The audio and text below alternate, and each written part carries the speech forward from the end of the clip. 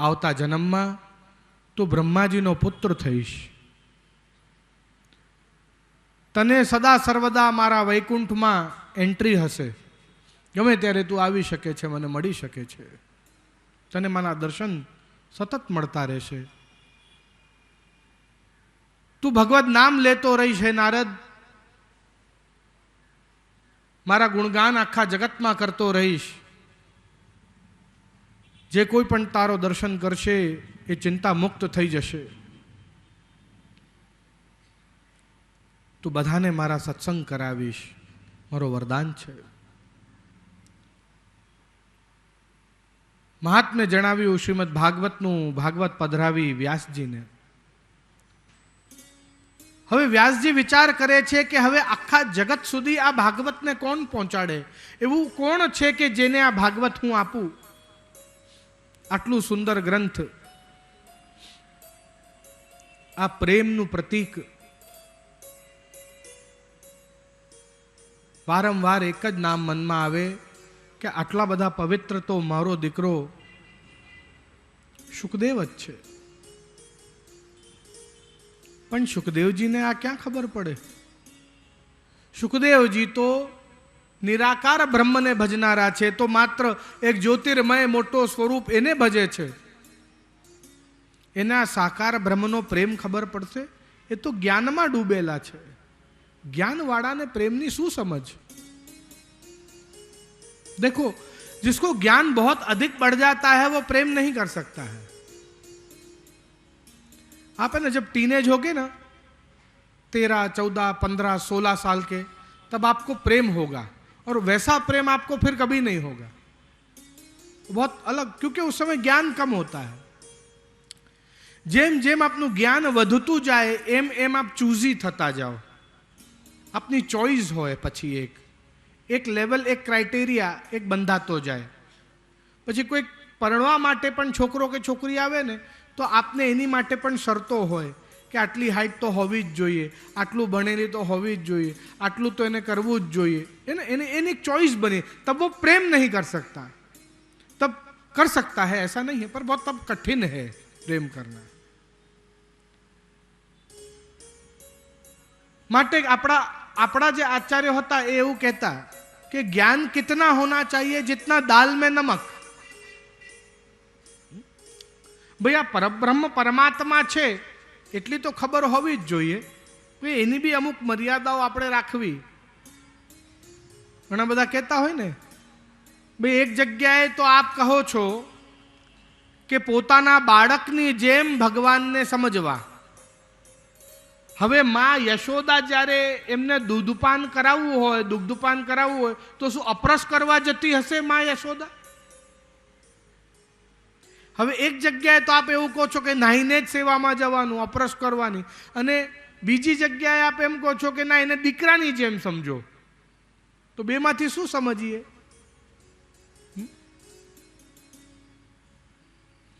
શું દીકરાને અમે અપરસ કરીને પછી એને ખવડાવીએ? એવું તો અમારા દીકરા માટે આપ કરતા નથી. પણ ના, એ આપનો દીકરો તો છે જ, પણ સાથે સાથે જગન્નાથ પણ છે, આખા જગતનો સ્વામી પણ છે. उसकी कुछ एक मेड़ भी बनाओ. जैसे आप अपने बेडरूम में हो, ऐसे अगर मंदिर में भी रहोगे तो बेडरूम में और मंदिर में कुछ फर्क नहीं रहेगा. फिर वहां जाकर आपको वो वाइब, वो एक अत्यधिक अलौकिकता का अनुभव ही नहीं होगा, वो बिल्कुल एक जैसा ही लगेगा. अपरस और पवित्रता हमारे लिए है, ना कि भगवान के लिए. भगवान नहीं छुआता है, पर उसका साक्षात्कार, उसकी अनुभूति यदि आप करना चाहते हो तो उस स्थान की एक मेड़ को, उसको पवित्रता को आपको बरकरार रखना पड़ेगा, बनाए रखना पड़ेगा.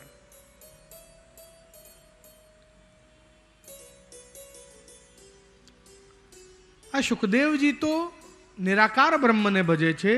आ साकार ब्रह्मनो प्रेम, भाव, फीलिंग्स समझी શકશે? એ ભાવને ન્યાય આપી શકશે કે ગોપીઓ ભગવાન માટે શું ફીલ કરતી હતી, આ ગ્વાલ બાલો ભગવાન માટે શું ફીલ કરતા હતા? શું એ ભાવનાને ન્યાય આપી શકશે? પણ તે છતાંય વારંવાર મનમાં એક જ નામ આવે કે આ ભાગવત તો સુખદેવજીને જ પધરાવી જોઈએ.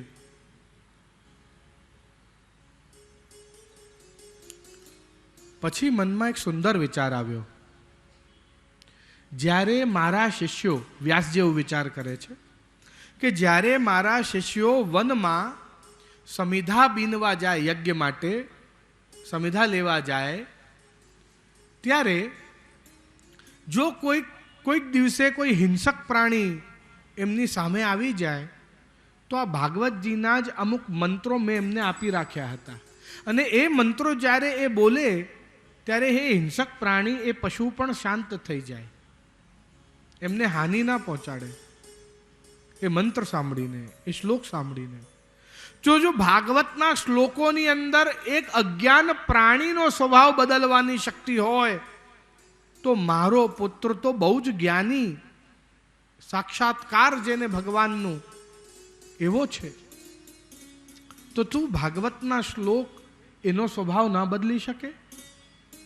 2 શ્લોક લખી આપ્યા શિષ્યોને.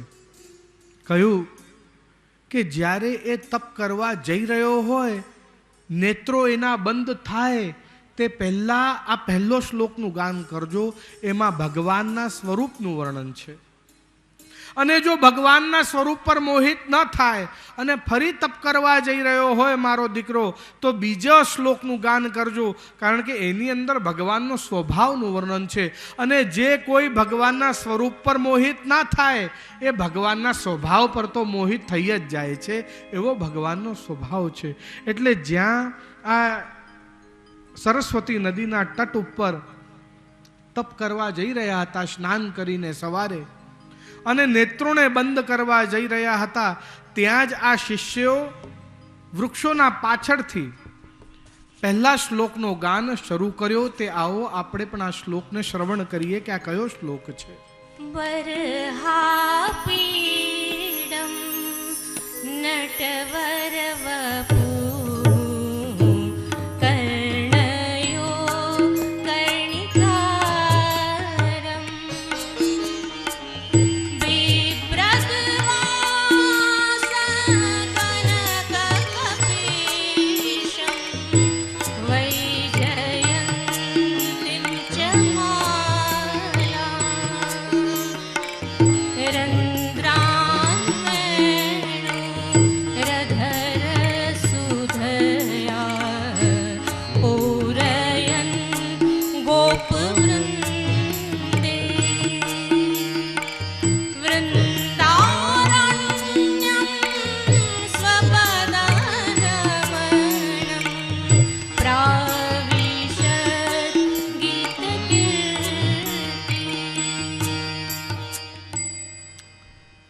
હૃદય ગદગદ થઈ ગયું સુખદેવજીનું. એટલું સુંદર વર્ણન, આટલું મનમોહક સ્વરૂપ, આવું વર્ણન કોણે કર્યું? નેત્રોમાં આનંદના અશ્રુપાત થવા લાગ્યા, પણ પોતાના મનને રોક્યા એમને. આ તો સાકાર બ્રહ્મનું સ્વરૂપનું વર્ણન છે. હું તો પોતે જ કપડાં નથી પહેરતો, આ કનક કપિશમ ક્યાંથી લઈ આવીશ? વૈ જયંતીમ ચ માલામ, આવી માળા ક્યાંથી લઈ આવીશ? હું તો પોતે જ કાંઈ નથી પહેરતો. ઠાકોરજીના શૃંગાર ક્યાંથી ધરીશ? આ તો મારાથી ન થાય. એમ કરીને પોતાના મન આકર્ષાતો હતો પ્રભુ તરફ, તે છતાંય પોતાના મનને રોક્યો કે ભાઈ આવી સેવા તો આપણાથી થાય નહીં. ત્યારે જાણતા હતા આ વાતને વ્યાસજી, માટે જ બીજો શ્લોક આપ્યો. આ બીજો શ્લોક જે સ્વરૂપ પર મોહિત ના થાય, એ સ્વભાવ પર મોહિત થાય. અને આ બીજા શ્લોકમાં ભગવાનના સ્વભાવનું વર્ણન છે, તે આવો શ્રવણ કરીએ. અહો બકીયમ સ્તનકાલકૂટમ જિંગાસયા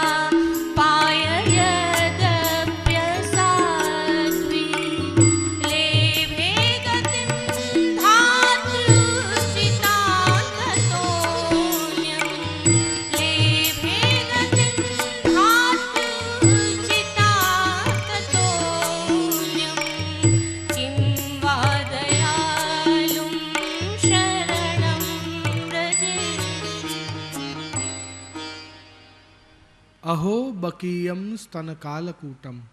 બકી એટલે પૂતના. આ પૂતના એના સ્તનો પર કાલ એટલે વિષ ચોપડીને ને કોને પીવડાવે છે? જે આખા જગતને પોષણ આપે છે એને વિષ પીવડાવે છે? અજ્ઞાનતાનું સ્વરૂપ છે પૂતના. વલ્લભાચાર્યજી કહે છે पूतनेति नयतीति पूतना. जो ज्ञानी हो, जो इनोसेंट हो, उसके मन को भी दूषित कर दे, ऐसा अज्ञान है पूतना. पूतना राक्षसी तो है ही, એમાં કોઈ ના નથી, પણ વલ્લભાચાર્યજી તો કહે છે કે આ પૂતના આપના અંદર વસે છે, જે આપના ઇનોસેન્સને ખતમ કરે છે, એ જ અજ્ઞાન પૂતના છે. જે પૂતને ડિસ્ટ્રોય કરે, પૂત એટલે ઇનોસેન્સ, पवित्रता को खत्म करे, वो पूतना. जो पूत नहीं वो पूतना. આપણા અંદરના પવિત્રતાને, સ્વચ્છતાને જે નાશ કરી દે એ પૂતના આપણા અંદર બી વસે છે. એ અજ્ઞાનતા છે પૂતના. અહો બકીયમ સ્તન કાલકૂટમ. શયન કરાવી છે ગોદમાં, જંઘા ઉપર શયન કરાવ્યા, પ્રભુને પોતાના જંઘા ઉપર લઈ લીધા અને સ્તનપાન કરાવે છે. એને વિષ પીવડાવે છે જે આખા જગતને પોષણ આપે છે. પણ ભગવાને શું કર્યું? ભગવાને એ પૂતનાને માં જેવો મોક્ષ આપ્યો. જેવો મોક્ષ યશોદાને આપ્યો ને એવો જ મોક્ષ પૂતનાને આપ્યો કે તે તો મને સ્તનપાન કરાયો પૂતના, એટલે તું તો મારી માં જેવી થઈ. જ્યારે એનું શરીર બાળ્યું, એને દાહ સંસ્કાર આપ્યો ભગવાને વૈદિક વિધિ પ્રમાણે, અને એનું શરીર જ્યારે બાળ્યું ત્યારે એમાંથી ચંદનની સુગંધ આવે છે. એવો મોક્ષ આપ્યો ભગવાને. માટે કહે છે કે આવો સ્વભાવ કોનો? કિમ વા દયાલુમ શરણમ વ્રજેમ. कि ऐसे दयालु की शरण में हमें जाना चाहिए. व्रज इति गत धातो. व्रजे में એટલે जाना चाहिए. व्रजનો અર્થ થાય છે જવું, ગતિત કરવું. એમ कि किमवा दयालुम, ऐसा दयालु हमें कहीं मिलेगा इस पूरे ब्रह्मांड में कि जो विष पिलाने वाले को भी मां जैसा मोक्ष देवे. तो ऐसे दयालु की शरण में हमें जाना चाहिए. એમ કહે છે. ધારા પ્રવાહ વહેતા જાય છે અશ્રુ. સુખદેવજીના ઊભા થઈ ગયા. ચિત્ત નથી લાગતું તપ કરવામાં. ચાલીને આવ્યા વૃક્ષોની પાછળ જે બેસેલા હતા આ બ્રાહ્મણો, વ્યાસજીના શિષ્યો, એમને પૂછે છે, અરે આટલું બધું સુંદર વર્ણન કોણે કર્યું? આ શ્લોક કોણે લખ્યા છે? ત્યારે કહ્યું કે આપના પિતા વ્યાસજીએ લખ્યા છે.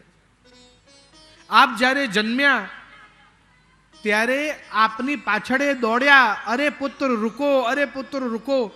પણ આપે જે ગર્ભની અંદર જે ભાગવત સાંભળી, એ ભાગવતના સ્વામી એવા કૃષ્ણને શોધવા માટે આપ દોડ મૂકી આપે, અને આપ રોકાઈ નતા રહ્યા. એ પિતા, એમને આ શ્લોકો રચ્યા છે. મને આખી ભાગવત સાંભળવી છે, મને લઈ ચાલો મારા પિતા પાસે. અને પછી વ્યાસજી પાસે સુખદેવજી આવ્યા. વિધિવત આખી ભાગવત શ્રવણ કરી અને પિતા પાસેથી ગ્રહણ કરી. હવે સુખદેવજી પાસે શ્રીમદ ભાગવત બિરાજી રહી છે. સ્વભાવ છે ભગવાનનું કૃપા કરવું. કામમ ક્રોધમ ભયમ સ્નેહમ ऐक्यम सौहृदमेव च.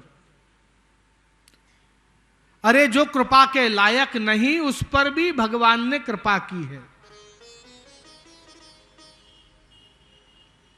એક વિષયકામી પુરુષ ગણિકાને એક મંદિરની પાછળ લઈને બેઠો છે.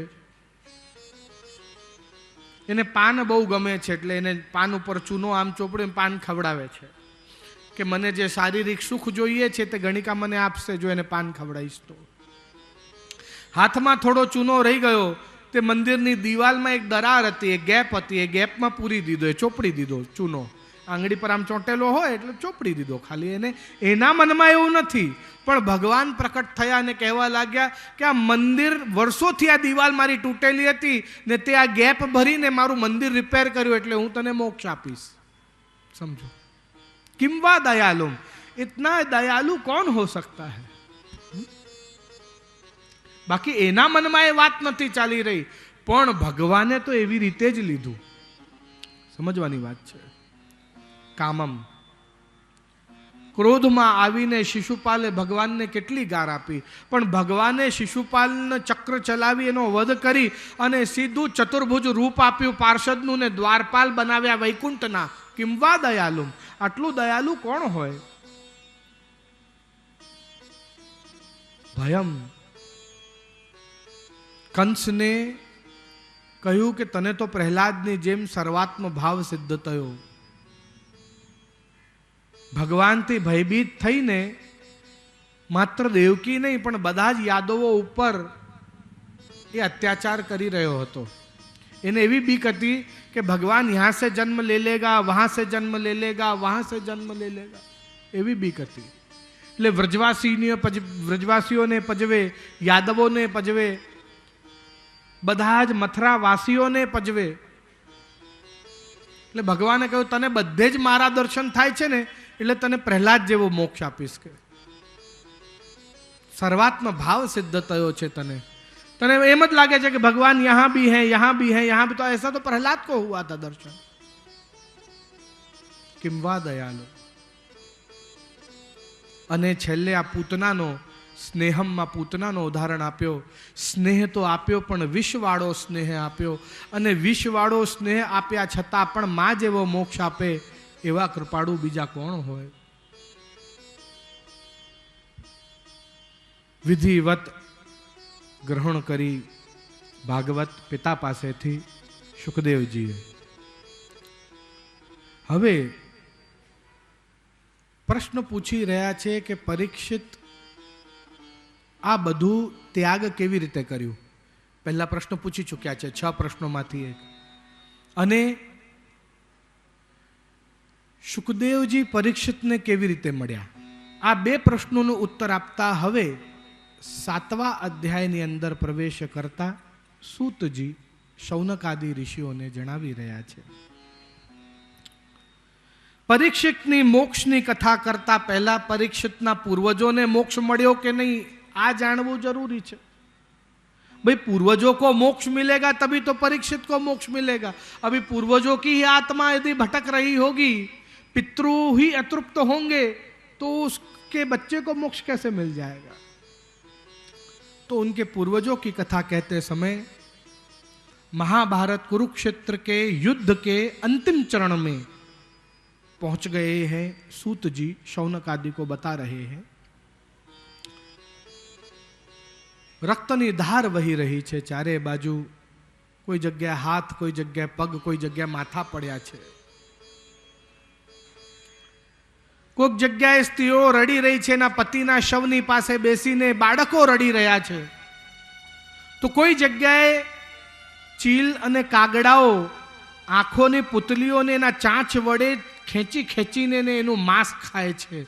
एवी दयनीय दशा है कि आपणाथी तो ना जोवाय, ना बोलाय, ना वर्णाय. अने त्यां एक खूणामां दुर्योधन अधमरो अवस्था में पड्यो छे. एक खूणामां बाणसैया पर लेटेला छे भीष्म पितामह, जे वाट जोई रह्या छे कोईनी. दुर्योधन कही रह्यो छे एना मित्र अश्वत्थामा ने, अरे अश्वत्थामा, आजो भीमे मारी शू दशा करी, तू कई ना करी सक्यो. अश्वत्थामा, तू मारी रक्षा पण ना करी सक्यो. आवो केवो मित्र तू. अश्वत्थामा ने क्रोध आयो. कहवा लाग्यो, काले सवारनो सूर्योदय थाय ते पहला 5 पांडवोना माथा मारे तारा सामे लाईने मूकी देवाना. प्रण लઉં છું. तलवार लईने छानो मानो रात्रिना समये प्रवेश कर्यो एने पालमा, पांडवोना पालमा. पण ते समय पांडवो त्यां हता नहीं. अंधारामां देखायो नहीं. पांडवोनी जग्याए पांडवोना 5 पुत्रोना मस्तक कापीने झोला जेवुं आवुं वस्त्रनो झोला जेवुं एमां भरीने खभे लगाडीने चाल्यो अश्वत्थामा. સવારની પહેલી કિરણ અને મસ્તક લાવીને મૂક્યા, ગગડતા, આમ પેલી પોટલી ખોલી ને આમ ગગડતા દુર્યોધનની સામે. દુર્યોધન પહેલા બહુ હર્ષિત થયો કે પાંડવો મરી ગયા, પણ પછી જેમ જ બધાના માથા જોયા તો અતિ દુઃખ થયું ને કહેવા લાગ્યો, અરે અશ્વત્થામા, આ તે શું કર્યું? અમારા વંશમાં તે કોઈ શ્રાદ્ધ કરનારો પણ ના છોડ્યો. આ નાના બાળકોએ તારું શું બગાડ્યું હતું કે એમને મારી નાખ્યા? આ પાંડવ નથી, આ તો પાંડવના પુત્રો છે. ત્યાં દ્રૌપદી અતિ દુઃખી છે, અતિ ક્રોધિત છે. અર્જુન, ખબર પડી અશ્વત્થામા આ દુષ્કૃત્ય કર્યું છે. અશ્વત્થામાને રથની પાછળ બાંધીને ઘસડતા એને લઈ આવ્યા પોતાના પાલમાં. ત્યાં દ્વારિકાનાથ ઊભા છે, બીજા 4 પાંડવો ઊભા છે, દ્રૌપદી ઊભી છે. તલવાર આપી દ્રૌપદીના હાથમાં, કહ્યું, લે કાપી નાખ આનું મસ્તક. આ આતતાઈ છે. આતતાઈ એટલે જે વંશનું નાશ કરે એને આતતાઈ કહેવાય. તલવાર છોડી દ્રૌપદીએ આસન પાથર્યું ગુરુપુત્ર માટે ને કહ્યું, આપને નમન કરું છું હે ગુરુપુત્ર, આપ પ્રથમ વખત અમારા શિબિરમાં, અમારા પાલમાં પધાર્યા છો, કૃપા કરી બિરાજમાન થાઓ, આપને વિનંતી કરું છું.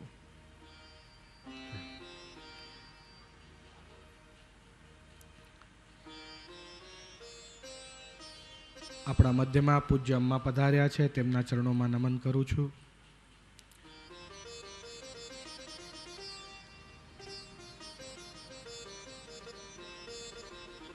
અર્જુન કહે છે ભગવાનને, અરે માધવ, આને સમજાવો.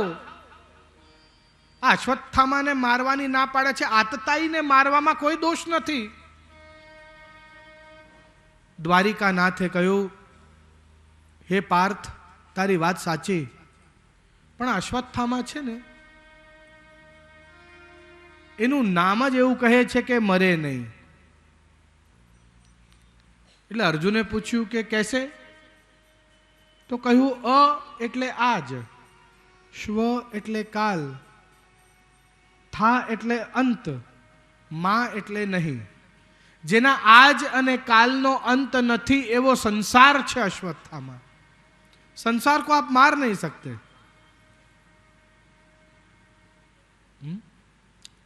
ઘરમાં આપને કોઈનાથી બગડ્યું હોય ને आप घर छोड़ के चले जाओ, समझना, आपको क्या लगेगा मैंने संसार मार दिया, पर वहां जहां आप गए हो वहां भी आपको उनकी याद आ रही है, तो संसार मरा कहां? संसार तो नहीं मरा. संसार कभी मरता नहीं. संसार को बस मोड़ना पड़ता है, इन्हें वाड़ी देवो पड़े भगवानना चरणों. एमांथी आसक्ति काढवी पड़े. संसार मरे नहीं. तो शू करिए? अश्वत्थामा जो नहीं मरे ये चिरंजीवी छे आप कहो छो, तो शू करिए? तो कहे कि एमांथी आसक्ति काढी लो संसारमांथी, એટલે એના મસ્તકની મની કાઢી લો, એટલે ઓટોમેટિકલી તમારું ચિત્ત સંસારમાં નહીં જાય, તમારું ચિત્ત મારા ચરણોમાં લાગી જશે. એને જે સજા મળવાની છે એ મની કાઢશો, ઓટોમેટિકલી એને મળી જશે. એના મસ્તકની મણી લઈ લીધી. ખૂબ અપમાનિત થયા, ઠેર ઠેર ભટક્યા અશ્વત્થામા, ક્રોધિત થયા. આવ્યા શમિક મુનિના આશ્રમમાં. દ્રોણાચાર્યના પુત્ર છે. શમિક મુનિના આશ્રમમાં આવ્યા. ત્યાં ઝોપડીનો એક ઘાસનો તનકો લીધો, એના ઉપર બ્રહ્માસ્ત્ર વાંચ્યો. બ્રહ્માસ્ત્ર 2 પ્રકારના હોય, નિવર્તનીય અને અનિવર્તનીય. નિવર્તનીય બ્રહ્માસ્ત્ર મોટા ભાગે વારંવાર ચલાવાય અને એ કોઈ પ્રકારનો રોગ કોઈને થયો હોય તો એ રોગને મટાવવા માટે હોય, કોઈ પ્રકારનો દુઃખ હોય, રોગ હોય, કષ્ટ હોય તો એને દૂર કરવા માટે હોય. અનિવર્તનીય બ્રહ્માસ્ત્ર જીવનમાં એક જ વખત ચલાવાય, કોઈને મારવા માટે હોય. એ બીજી વખત ના ચલાવાય. એ બીજી વખત ચલાવો તો આપના ઉપર જ ચાલી જાય પાછો. પણ એ બ્રહ્માસ્ત્ર એ થોડા દિવસ માટે શાંત થાય, પણ એ બ્રહ્માસ્ત્રને ખતમ ન કરી, એને મારી, એ બ્રહ્માસ્ત્રને મારી ન શકાય. એ બ્રહ્માસ્ત્ર એકવાર ચાલ્યો એટલે it is pretty much like the destination marked missile જેવું કામ છે એનું, હે ને? કે એકવાર એ મિસાઇલ એને માર્ક કરી દે એના ડેસ્ટિનેશનને, એના પોઈન્ટને, એના સેન્ટરને, એ પછી જ્યાં સુધી એને ખતમ ના કરે, જ્યાં સુધી એનું નાશ ના કરે, ત્યાં સુધી એ શાંત ના થાય એ મિસાઇલ. એના જેવું કામ છે. એ બ્રહ્માસ્ત્ર ચલાવ્યો, એક જ વખત ચલાવાય જીવનમાં. કોના ઉપર? ઉત્તરાના ગર્ભની અંદર બેસેલા પરીક્ષિત ઉપર. કે આ છેલ્લો આ રહી ગયો છે પાંડવોના વંશનો, તો મારે હવે એને છોડવો નથી. આ પાંડવોએ મારો આટલો બધો અપમાન કર્યો, એટલે હું એમને છોડું નહીં. પરીક્ષિત ઉપર બ્રહ્માસ્ત્ર ચલાવ્યો. ઉત્તરાનું ગર્ભ બળી ગયું. ભગવાન ઉત્તરાના ગર્ભમાં સૂક્ષ્મ રૂપ રહીને પ્રવેશ કર્યા અને ગર્ભને પુનર્જીવિત કર્યો. પરીક્ષિતની રક્ષા કરી. પણ જો ये जो ब्रह्मास्त्र है उसको आप शांत कर सकते हो, पर उसको खत्म नहीं कर सकते. इसलिए थोड़े दिन के लिए शांत हो गया. समझना, समय का चक्कर देखो.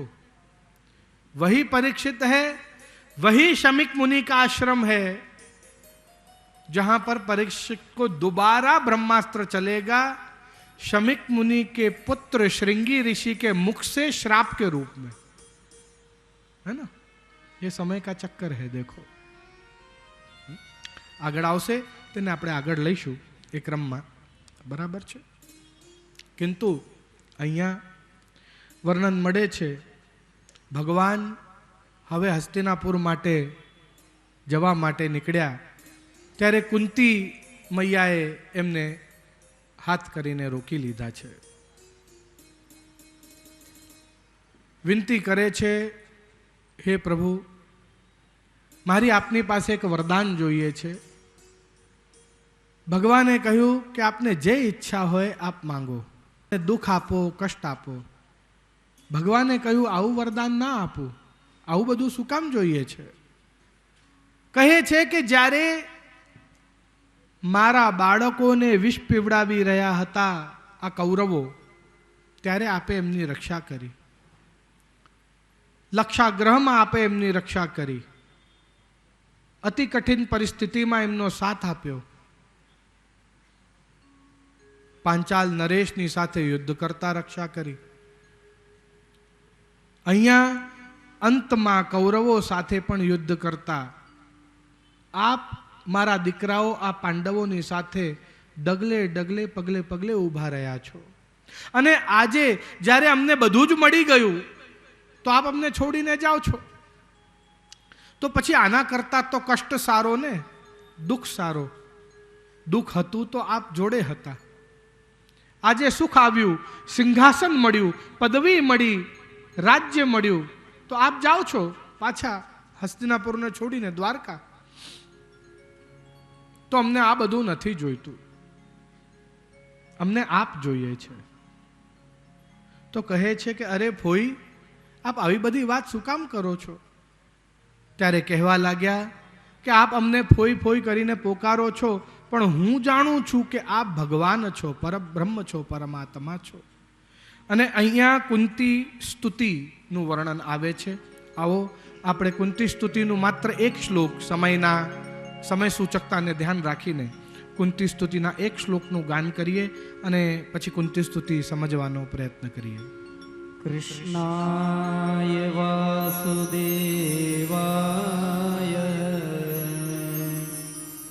દેવકી નંદનાય ચ નંદ ગોપકુમારાય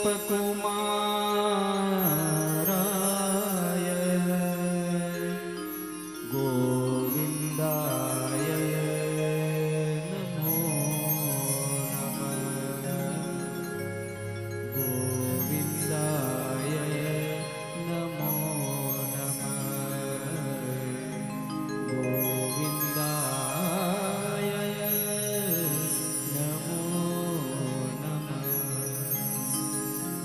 સૌથી પહેલા કૃષ્ણાય કૃષિભૂ વાચકો શબ્દણશ્ચ નિવૃત્તિ વાચક.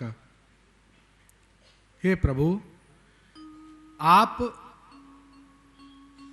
भूमि पर पधारे हुए ये जो जीव, उन सभी के पापों से उनको मुक्त करके और वैकुंठ की प्राप्ति कराने वाले आप हो, इसलिए आपका नाम कृष्ण है. हमारे भी जो भी दोष हैं, जो भी पाप हैं, उनसे हमें मुक्त करिए, इसलिए आप भगवान हो. કે છે કે ના ના, હું ભગવાન નથી, હું તો તારા પુત્ર જેવો છું. હે કુંતી, હે ફોઈ. કુંતી મૈયા કહે છે કે આપ વાસુદેવ છો, વસનાત ભુવનત્રયમ. આપનું વાસ તો ત્રણેય લોકોમાં છે. આપ ભલે મારા ભાઈના દીકરા થઈને જન્મ્યા છો,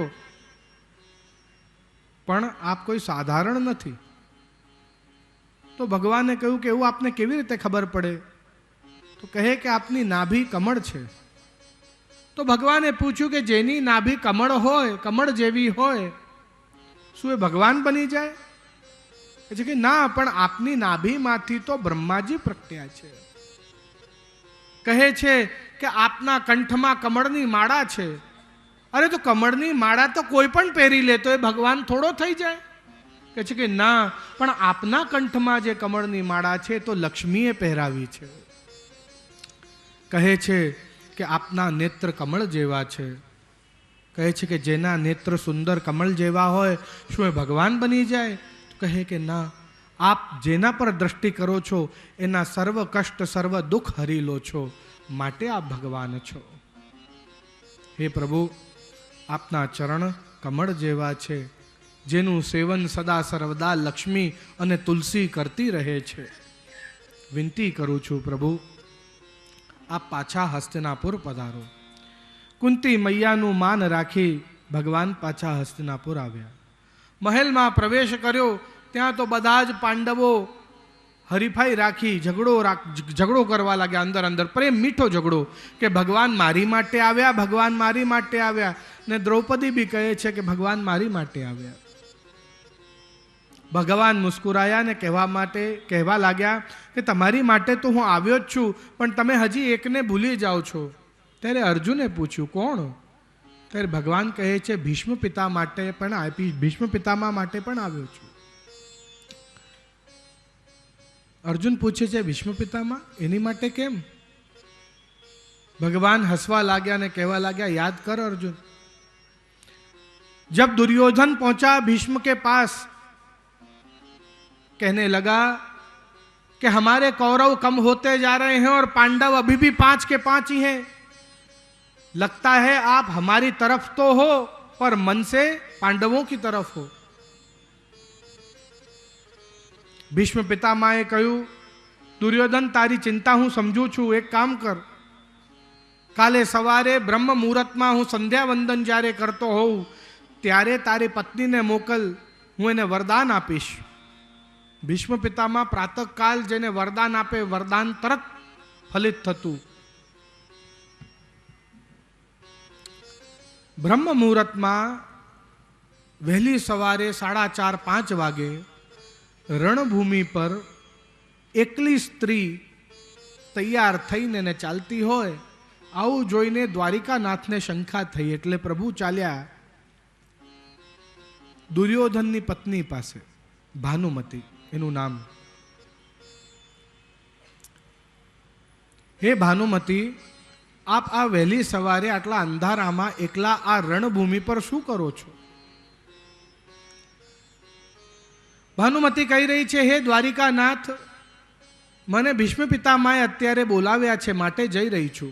ભગવાન બધું જ સમજી ગયા. અત્યારે બ્રહ્મ મુહૂર્તમાં જો એ વરદાન આપી દેશે તો પાંડવોનું આવી બનશે. જો તારામાં અને દ્રૌપદીમાં આજ આટલો જ ફરક છે ને તેના કારણે દ્રૌપદીનું સન્માન વધારે ને તારું સન્માન ઓછું. જો ભગવાનને ખબર છે કોની નસ અને કઈ નસ ક્યારે દબાવી. પેલી દેરાણી જેઠાણી વાળી નસ છે ને વ્યવસ્થિત પકડીએ ભગવાને, અને કહે છે કે જો દ્રૌપદીનું સન્માન માટે જ વધારે છે. એટલે પેલી ભાનુમતી પૂછવા માંડી કે કેમ પ્રભુ, એનું સન્માન કેમ વધારે છે? આજે તો મને જાણવું જ છે. એવું કેમ કે એની વધારે ચાલે છે અને મારી ઓછી ચાલે છે મારા ઘરમાં? જો કે ભાનુમતી પણ ઓછી, એ બહુ વિદ્વાન અને બહુ પરાક્રમી હતી. કહેવા લાગ્યા કે જો તારી જગ્યાએ અત્યારે દ્રૌપદી હોત ને તો ના ગઈ હોત ભીષ્મ પિતામહ પાસે. એને 2, 3 વાર 4 વાર કોઈ બોલાવે ને પછી જરાક ભાવ ખાઈને પછી જાય ને બોલાવીને સીધી ના જતી રહે કે ઓહો એવું છે તો હું અત્યારે પાછી જઉં છું, બીજી વખત બોલાવશે ને ત્યારે જઈશ. અહીંયા ભાનુમતીને પાછી ફરાવી ને દોડતા આવ્યા ભગવાનને કહેવા લાગ્યા દ્રૌપદીને કે ફટાફટ તૈયાર થઈ જા, આપણે જવાનું છે. કે ક્યાં જવાનું છે? પ્રશ્ન પૂછવાનું, તું ચાલ. અને ત્યાં દ્રૌપદીને તૈયાર કરીને જેમ જેમ ચાલતા જાય છે ને દ્રૌપદીના ધબકારા વધતા જાય છે કે આ તો શત્રુઓના પાલ તરફ જઈએ છે, આ તો ભીષ્મ પિતામહનું પાલ આવી ગયું, અહીંયા આપણે જઈશું ને કોઈ આપણને મારી નાખશે તો. ભગવાન એને શાંત કરતા જાય છે. પાલની બહાર, શિબિરની બહાર ઊભા રહી ગયા ને દ્રૌપદીને કહ્યું કે તું ઘૂંઘટ કાઢી લે, ઘૂંઘટ લઈ લે આખો, કશું બોલવાનું નહીં, ચૂપચાપ જઈને ખાલી ભીષ્મ પિતામહના ચરણનો સ્પર્શ કરી લેવાનો, એ જે બોલે એ સાંભળી લેવાનું ને પાછું ચૂપચાપ બહાર આવી જવાનું. ભલે. દ્રૌપદી ભીતર જઈને ભીષ્મ પિતામહના ચરણ સ્પર્શ કર્યા. ભીષ્મ પિતામહે મસ્તક ઉપર હાથ મૂક્યો ને કહ્યું અખંડ સૌભાગ્યવતી ભવ. એટલે દ્રૌપદીનો આનંદ છે ને એ હરખ મનમાં રહેવાયો નહીં. એટલે એને ઘૂંઘટ ઊંચો કરીને એને ભીષ્મ પિતામહને હાથ જોડીને કહ્યું કે ખૂબ કૃપા. જો ભગવાન બી કેટલા ચતુર છે. અત્યારે જો ભાનુમતીને વરદાન મળ્યો હોત તો માત્ર ને માત્ર દુર્યોધન ચિરંજીવી થાત, પણ અહીંયા દ્રૌપદીને વરદાન મળ્યો એટલે 5 પાંડવ ચિરંજીવી થયા. સમજવાની વાત છે જો, કારણ કે 5ની પત્ની છે એટલે અખંડ સૌભાગ્યવતી ભવ. અરે દ્રૌપદી, આ વાત મારા, દુર્યોધન અને ભાનુમતી સિવાય ચોથું કોઈ જાણે નહીં. અને આ વાત કોઈ જાણી લે એવો એકમાત્ર દ્વારિકાનાથ સિવાય બીજું કોઈ હોઈ ના શકે. એ નટખટ કન્હૈયો ક્યાં છે? તને મોકલનારા એના સિવાય બીજું કોઈ હોય જ ના શકે. ત્યારે દ્રૌપદીએ કહ્યું કે બહાર ઊભા છે પાલની, મને અંદર મોકલી છે. એટલે ભીષ્મ પિતામહ બહાર આવ્યા, નમન કર્યા દ્વારિકાનાથને ને કહેવા લાગ્યા પ્રભુ, આજે આપ આપના કામથી મારી પાસે આવ્યા છો, પણ મારા અંત સમયે જો મારી માટે આવો તો આપને સાચો માનું. અને એ જ વચનને પૂર્ણ કરવા માટે અર્જુન આજે હું ભીષ્મ પિતામહ માટે પાછો આવ્યો છું એમ કહી રહ્યા છે. આ બધા જ પાંડવો ભીષ્મ પિતામહ પાસે ભગવાન સાથે આવ્યા. ભીષ્મ પિતામહ પ્રસન્ન થયા. ભગવાને એમનો વચન પૂર્ણ કર્યો. પ્રશ્ન કરી રહ્યા છે, મને ઈચ્છા મૃત્યુનો વરદાન છે પ્રભુ, ક્યારનો દેહ છોડી દીધો હોત, પણ મનમાં એક પ્રશ્ન ક્યારનો ઘોટ્યા રાખું છું કે આવા તો મારા કેવા કર્મ છે જેના કારણે મને બાણની શૈયા મળી. મને સમજાતું જ નથી. આટલા બધા નિયમ પાલન કરનારો, નૈષ્ટિક બ્રહ્મચર્યનું પાલન કરનારો, મારા જીવનમાં એવો કોઈ કર્મ મને દેખાતો નથી કે મેં કર્યો હોય જેના કારણે મને આટલી બધી બાણ ખૂંચાય મારા શરીરમાં અને એની શૈયા પર મારે સૂઈ જવું પડે. મને આનો ઉત્તર આપો પ્રભુ, આપની જ વાટ જોઈ રહ્યો હતો. ભગવાને કહ્યું આપની વાત તદ્દન સાચી છે હે પિતામહ, આપે પોતે એવું કોઈ કર્મ કર્યો નથી કે જેના કારણે આપની બાણની શૈયા મળે, કિંતુ એક એવો કર્મ આપની આંખો સામે થઈ રહ્યો હતો પણ આપે એવો કર્મ થતા રોક્યો નહીં. એવો કયો કર્મ પ્રભુ? તમે ન્યાય ન કર્યો દ્રૌપદીને. જ્યારે પરિવારના વડીલ રીતે તમારી પાસે ન્યાય માગવા આવી કે જે પોતાનું બધું જ હારી ગયો હોય એ પત્નીને દાવ ઉપર લગાવી જ ના શકે. એ ન્યાયના વિરોધ છે. તોય પત્નીને દાવ પર લગાવ્યા, કોઈ બાત નહીં, ચલો. પણ જેને એને જીતી એ શું ભર સભાની સામે એની પરિવારની વધુને આમ નગ્ન કરી દે?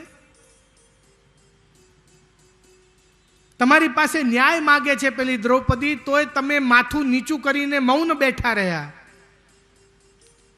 એના કપડાં ફાડે છે પેલો દુશાસન, ત્યારે એના શરીર ઉપર ત્યાં સભામાં બેસેલા જેટલા લોકોને નેત્રોરૂપી બાણ ખૂંચી, એટલી જ બાણ આજે તમારા શરીરમાં છે. હે ભીષ્મ પિતામહ, એક સ્ત્રીનું અનાદર તમે જોતા રહ્યા. તમે ત્યાં ખોટી વાત સામે અવાજ ન ઉપાડી. ધર્મના જ્ઞાતા હોવા છતાં ન્યાય ના કર્યો. હે પ્રભુ, આ કૌરવોનું આસુરી અન્ન ખાધું માટે મારી બુદ્ધિ ફરી ગઈ હતી, એટલે ત્યારે ન્યાય અને નિર્ણય ન લઈ શક્યો. હવે તો આ બાણ જે ખૂંચી છે શરીરમાં, એ અન્નથી જે મારું રક્ત બન્યું એ બધું જ રક્ત વહી ગયું છે. હવે હું પવિત્ર થયો. હવે આપ મને સ્વીકારો, મને આપના ધામમાં સ્થાન આપો. અને ત્યારે ભીષ્મ પિતામાં સ્તુતિ કરે છે, ઇતિ મતિ રૂપ કલ્પિતો વિતૃષ્ણા.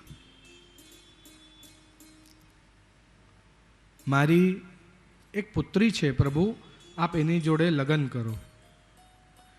એટલે ભગવાને કહ્યું કે તમારી પુત્રી ક્યાંથી આવે, તમે તો લગ્ન જ નથી કર્યા. ત્યારે ભીષ્મ પિતામહે કહ્યું, ઇતિ મતિ રૂપ કલ્પિતા. મારી મતિ રૂપ, મારી મનરૂપી એક કન્યા છે. એ છે ને બહુ ચંચળ છે. એ મન જોડે લગ્ન કરી લો. તો ભગવાને કહ્યું કે આત્મા સમર્પણનું ફલ છે, દેહ સમર્પણનું ફલ છે.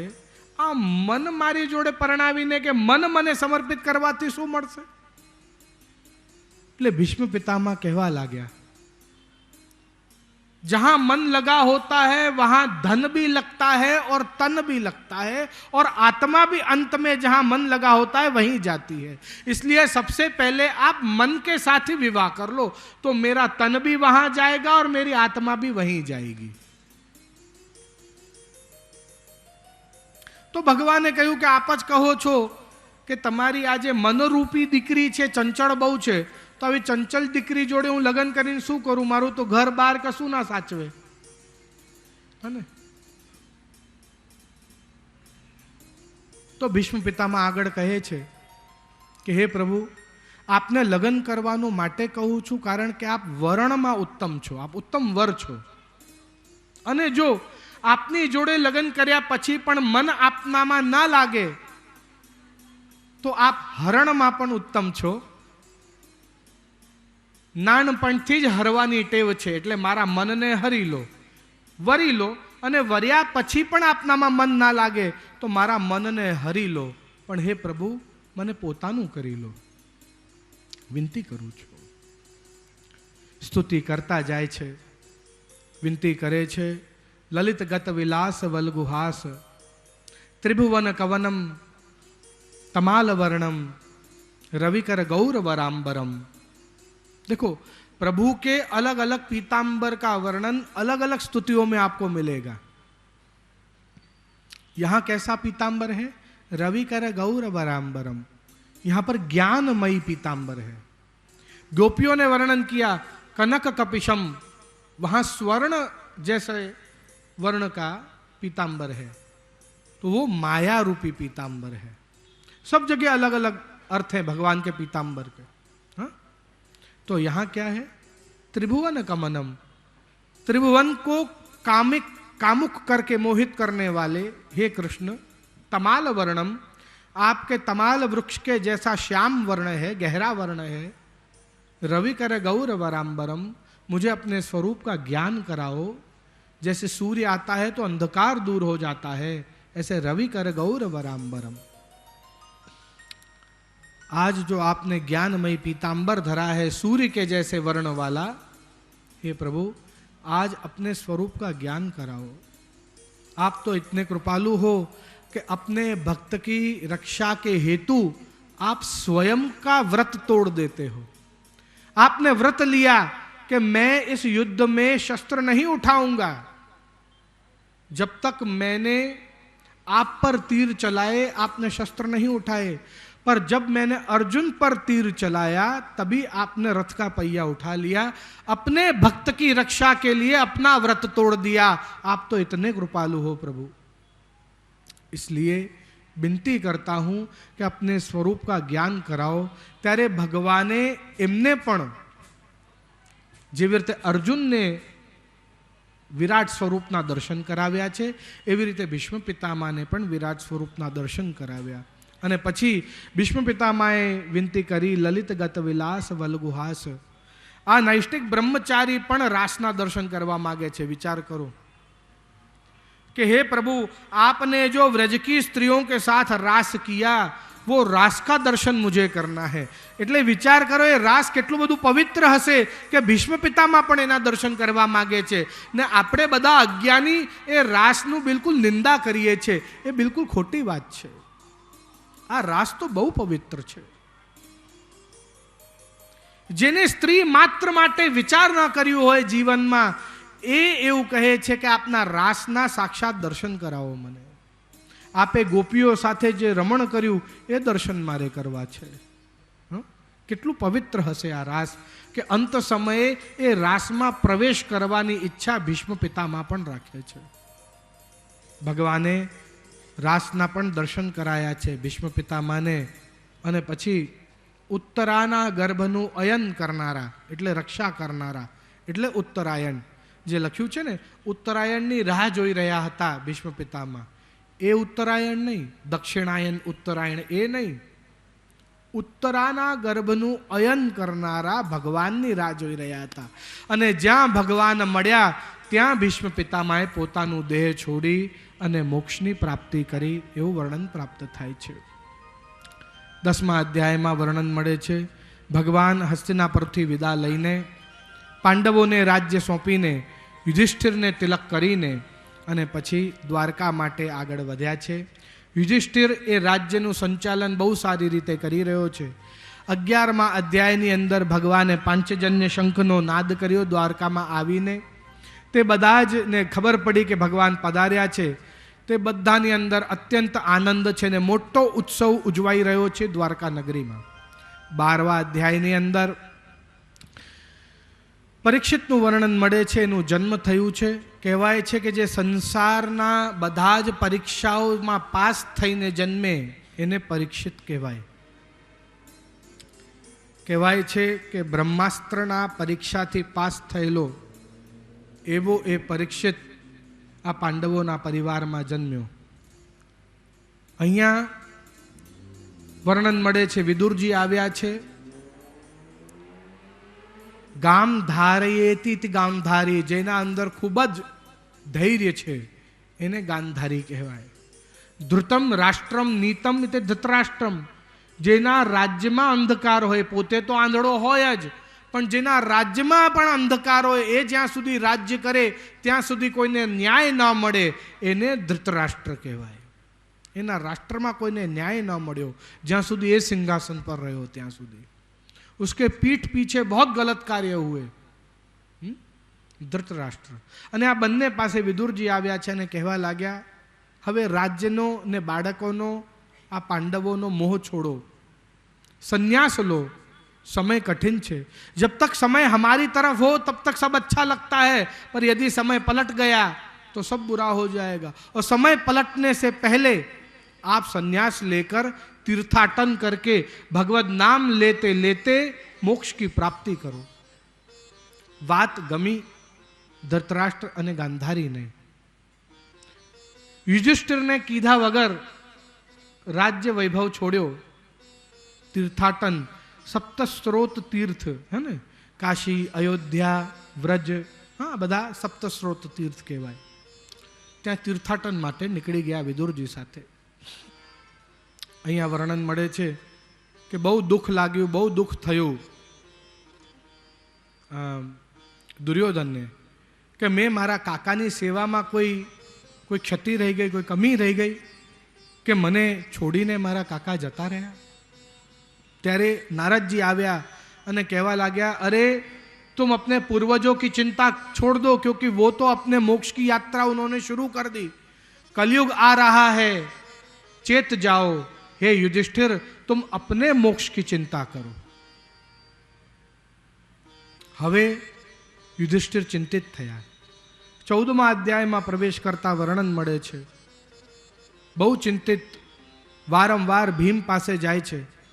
અર્જુનને ગયા 7 મહિના થઈ ગયા, પાછો કેમ નથી આવ્યો દ્વારકાથી? ભગવાન સાથે દ્વારકા ગયો તો મને બિલકુલ મન મારું વ્યાકુલ છે। બીજા જ દિવસની વાત, અર્જુનનો રથ, અર્જુન એમ ચાલે છે કે જેમ કોઈ બહુ મોટા યુદ્ધમાં પરાસ્ત થઈ ગયો હોય। ખૂબ જ એની એવી દશા, રડવાનું એનું બંધ જ નથી થઈ રહ્યું અર્જુનનું। દોડતા દોડતા યુધિષ્ઠિર, ભીમ, નકુલ, સહદેવ બધા પહોંચ્યા અર્જુન પાસે। બોલાતું નથી। 2 મિનિટ પછી તો બોલવાનું જેમ શરૂ કર્યું। શું થયું? યુધિષ્ઠિર પૂછે છે। અર્જુન કહે છે રડતા રડતા, આપણે અનાથ થઈ ગયા। હે ભ્રાતા, આપણો નાથ દ્વારિકા નાથ સ્વધામ પધારી ગયો છે। આ સાંભળતા જ બધાના ઉપર જેમ આબ ફાટ્યો હોય, જેમ એમના ચરણમાંથી ભૂમિ ખસી ગઈ હોય। પરીક્ષિતને રાજ તિલક કર્યો। હવે આપણે સંન્યાસ લઈ લેવું જોઈએ એવો નિર્ણય લીધો પાંડવોએ। રાજ તિલક કરી રાજ્ય પરીક્ષિતને સોંપી અને સંન્યાસ લીધો 5 પાંડવોએ અને દ્રૌપદીએ। ચાલતા જાય છે તીર્થો પર, હિમાલય તરફ પ્રયાણ કર્યો છે। માર્ગમાં સત્સંગ જે મળે તે સત્સંગ કરતા જાય છે। ત્યાં પહોંચ્યા હિમાલય પર, નિર્વાણ પથ ઉપર જવા માગે છે, પણ નિર્વાણ પથ પર જતા જતા સૌથી પહેલા દેહ છૂટ્યું દ્રૌપદીનું, કારણ કે એની અર્જુનમાં આસક્તિ હતી।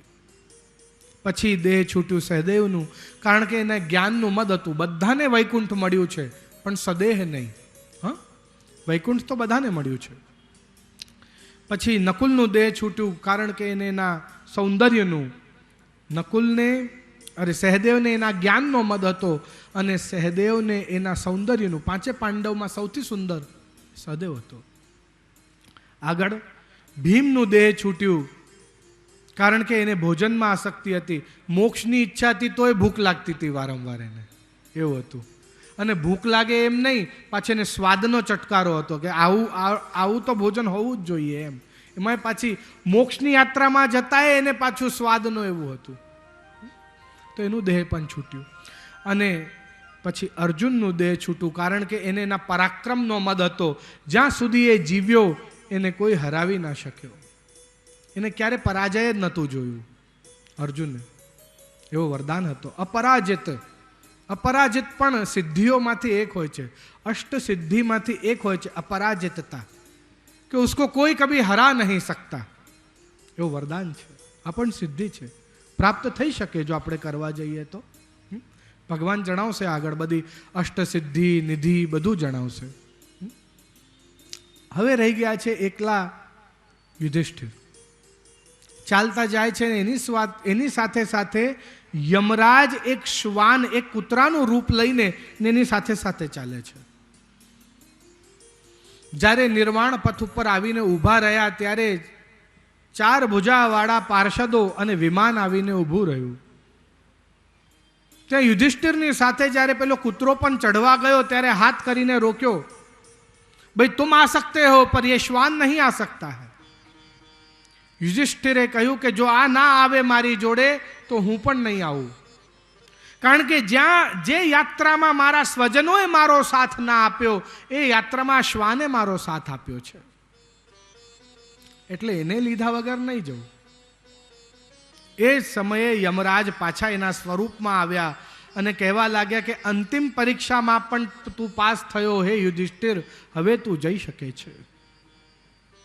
યુધિષ્ઠિરને સ્વર્ગની પ્રાપ્તિ થઈ એવું વર્ણન પ્રાપ્ત થાય છે। 16મા અધ્યાયમાં પ્રવેશ કરતા પરીક્ષિત અનેક ધર્મ કાર્યો કર્યા, યજ્ઞ કર્યા, દિગ્વિજય થયા. આખા પૃથ્વીના એકમાત્ર રાજા, એને દિગ્વિજય કહેવાય. એ કરીને આખા પૃથ્વીને જીતીને જ્યારે પાછા આવી રહ્યા છે એમના રાજ્યમાં, ત્યારે એમના રાજ્યની અંદર એમને બહુ જ ભયાનક દ્રશ્ય દેખાયો. બળદ ગાડું, બળદ નથી, ખાલી ગાડું, પણ એ કોની પાછળ બાંધેલું છે? ગાયની પાછળ. ગાયની પાછળ ક્યારે બળદ ગાડું ન બંધાય, એ ઘોર પાપ કહેવાય. એ ગાય રડે છે, એક બળદ છે જેના ચારની જગ્યાએ એક જ પગ છે, અને એની ઉપર એક કાળો કિષ્ટ ભયાનક એવો જાડો મુષ્ટંડો મૂછવાળો એવો ભયાનક એક પુરુષ બેઠો છે કે જેને જોઈને બીક લાગે. સમજી ગયા પરીક્ષિત કે આ તો કલયુગ છે જે ધર્મ ઉપર બેઠો છે. કલયુગમાં એક પગ ઉપર ધર્મ છે, સતયુગમાં 4 પગ ઉપર ધર્મ છે. સત્ય, તપ, દયા, દાન અને પવિત્રતા, આ 4 પગ છે ધર્મના સતયુગમાં. ત્રેતા માટે જ કહેવાય કારણ કે ધર્મના 3 પગ છે એટલે ત્રેતા, ધર્મના 2 પગ છે એટલે દ્વાપર, દ્વા એટલે 2, ધર્મનો એક જ પગ છે એટલે કલિયુગ, કલી. અહીંયા ધર્મને 3 પગ જ્યારે થયા, તપ, દયા, દાન અને પવિત્રતા એટલે ત્રેતાયુગ આવ્યો. દયા, દાન અને પવિત્રતા એટલે દ્વાપર યુગ આવ્યો. અને પવિત્રતા જતી રહી, માત્ર દયા દાન રહી ગયું એટલે કલિયુગ આવ્યો. બરાબર છે? એક પગ ઉપર ધર્મ ઊભો છે. તલવાર ઉચકીને જ્યારે કલયુગને મારવા ગયો, કલયુગ ઉતર્યો બળદ ઉપરથી, ધર્મ ઉપરથી, અને ચરણ પકડી લીધા પરીક્ષિતના. કલયુગનો સ્વભાવ કેવો ખબર છે? એને ચરણમાં સ્થાન આપો ને એટલે એને માથે ચડતા વાર ના લાગે. આ સ્વભાવ છે કલયુગનો. કલયુગ એટલે શું? કલયુગ એટલે શું બગાડે? વિચાર બગાડે. કર્મો તો બધાના સારા હોય પણ વિચાર બગાડી દે. હાથ તમારું દાન કરતું હોય પણ મન એવું વિચાર કરતો હોય કે આ વ્યવસ્થિત જગ્યા પૈસા તો વાપરશે ને, અરે તમારા વિચારમાં જ દોષ આવી ગયો, પછી એ દાન તમારું ફલિત ક્યાંથી થાય? दान देकर भूल जाओ, फिर वो कहां वापरेगा वो उसकी चिंता है, तुम्हारी चिंता नहीं है. श्री वल्लभाधीश पूज्य पिताश्री ना चरणों में नमन करूं છું. પણ कलयुग स्वभाव केवो? कलयुग जो है वो दुष्विचार, दुर्विचार लाता है. ये एक ही दोष है उसका. अब विचार बिगड़ेगा, उसके पीछे सब कुछ बिगड़ने लग जाएगा. देखना, है ना? चरण पकड़या कलयुगे, कहूं कि जैसे सतयुग है, जैसे त्रेता है, जैसे द्वापर है, ऐसे अब ये मेरा समय है. अब समय को तो आप मार नहीं सकते. परीक्षिते कहूं तो भी मारा राज्य में तने क्या स्थान नहीं मळे, क्योंकि सब जगह आपका ही राज्य है. परीक्षित, कहां जाऊं मैं? मुझे कोई स्थान दो फिर. એટલે કહ્યું કે ઠીક है, तुझे मैं स्थान देता हूं. સૌથી પહેલા કહ્યું દ્યુતમાં તારો વાસ. દ્યુત એટલે જુગાર, હે. જે લોકો, મેં પહેલા બી કહ્યું છે, આપને હસવું બી આવશે મે બી, અહીંયા બહુ એક પ્રથા હોય છે, આખા વર્ષ ના રમે પણ જન્માષ્ટમીની રાત્રે તો રમી જ લે, कि आज तो भगवान नो दिवस है ना, आज चाले नहीं. ये भगवान के नाम से दुष्कृत्य मत करो. क्या? जुगार जुगारी होता है, उसमें कलयुग का वास है. बीजू, व्यसन में कलयुग नो वास. बीजो स्थान आप्यो परीक्षित कलयुग ने. कोई पण प्रकार नो व्यसन होय, भगवान सिवाय, भगवान ने प्रेम, भगवान ना चरणों में प्रेम, ए व्यसन सिवाय कोई पण व्यसन होय एमा कलयुग नो वास छे. पछी कह्युं व्यभिचार, पैसा माटे पोताना देह ने वेची देवो, व्यभिचार करवो, एमा कलयुग नो वास छे. कह्युं हिंसा, कोई पण प्रकारनी हिंसक પ્રવૃત્તિ કરો તો એ કલયુગનું રૂપ છે. કલયુગે કહ્યું, અરે આ બધા તો ખરાબ સ્થાન છે, મને કોઈ સારું સ્થાન બી આપો. ત્યારે 5મું સ્થાન આપ્યું કે જા, તને એક સારું સ્થાન આપું છું, પણ એમાં પણ શરત છે મારી. પરીક્ષિતે કહ્યું, કુનીતિથી કમાવેલો, ખરાબ રીતે કમાવેલો, કોઈને રડાવીને, કોઈને પીડાવીને, કોઈને દુઃખ આપીને, કષ્ટ આપીને ચોરેલો એવો સ્વર્ણ, એવો ધન, એમાં પણ તારો વાસ છે. ધન, સ્વર્ણ, સારી જગ્યા આપી, પણ એમાં શરત છે. આ 5 સ્થાન આપ્યા. જુઓ, કલયુગ, હમણાં જ મેં કહ્યું ને, પગ મૂકવાની જગ્યા આપો એટલે એને પગ પસારતા વાર ન લાગે. કલયુગ એવો છે. વર્ણન મળે છે 18મા અધ્યાયમાં. मेरे पूर्वज मेरे लिए क्या छोड़ गए हैं मुझे तो पता ही नहीं है. अरे तोसा खाने खोलो, ये पेटे खोलो, इसमें क्या रखा है, स्वर्ण, चांदी, रत्न, सब मुझे देखना है. એવું સિપાહીઓને, સેવકોને કહ્યું. સેવકો તો ચિઠ્ઠીના ચાકર. ત્યાં પાછળ કોઈ ખૂણામાં એક સાધારણ કપડામાં, એક પોટલીમાં બંધાયેલો અદ્ભુત કારીગરી વાળો, અદ્ભુત નક્કાશી વાળો સ્વર્ણનો મુકુટ હતો. એ કોનો મુકુટ હતો? જરાસંઘનો મુકુટ હતો.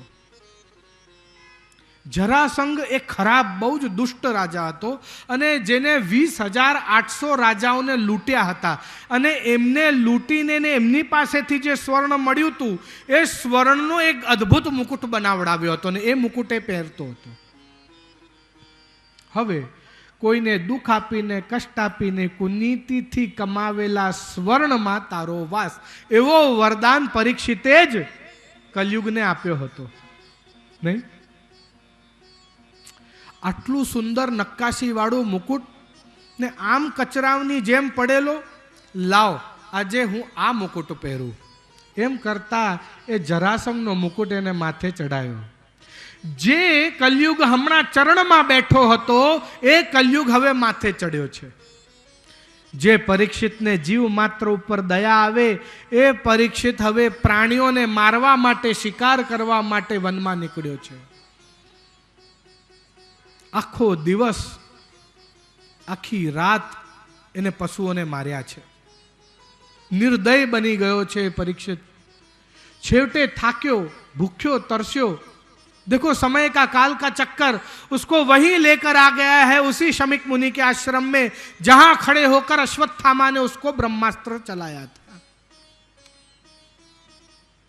शमिक मुनि तप करे છે.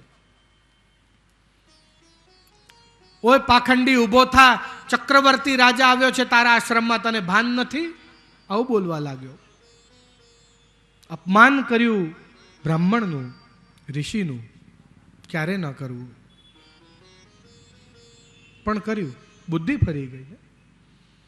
ન જાગ્યા શમિક મુનિ, નેત્રો ન ખોલ્યા તપમાંથી. એટલે આમ તેમ જોયું, એક મૃત સર્પ પડેલો હતો ત્યાં. અનાદર કરવા માટે એવું વિચાર કર્યું કે એના માથે નાખી દો આ સર્પ, એટલી તપસ્યા એની ભંગ થઈ જશે. કારણ કે મૃત શરીર એટલે એની પવિત્રતા જતી રહે, એટલે તપસ્યા ભંગ થાય. એટલે મૃત સર્પ એના માથા ઉપર નાખવા ગયા, પણ ગળામાં આવીને પડી ગયું. 7 દ્વાર ખુલ્લા છે સર્પના, 2 નેત્રના, 2 કર્ણના, 2 નાસિકાના અને 1 મુખ. એટલે શમિક મુનિના પુત્રને આ વાત ખબર પડી. હાથમાં લીધું પવિત્ર નદીનું જલ ને કહેવા લાગ્યા, હું શમિક પુત્ર શૃંગી આજે શ્રાપ આપું છું આ પરીક્ષિત દુષ્ટને, જેને મારા પિતાને ભગવત નામ લેતા સમયે અનાદર કર્યો ને અપમાન કર્યો, સર્પ યોનિનું અપમાન કર્યું. 7 દ્વાર ખુલ્લા છે આ સર્પના. 7 દિવસ પછી આવીને તક્ષક સર્પ એને ડસી લેશે, મૃત્યુ પામશે આ પરીક્ષિત. પરીક્ષિતને આ વાતની ખબર નથી. શિષ્યો દોડતા આવ્યા, જગાડ્યા એમને ઘોર તપમાંથી. કહેવા લાગ્યા, હે શમીક મુનિ, આપના પુત્રે તો આવી રીતે શ્રાપ આપ્યો છે.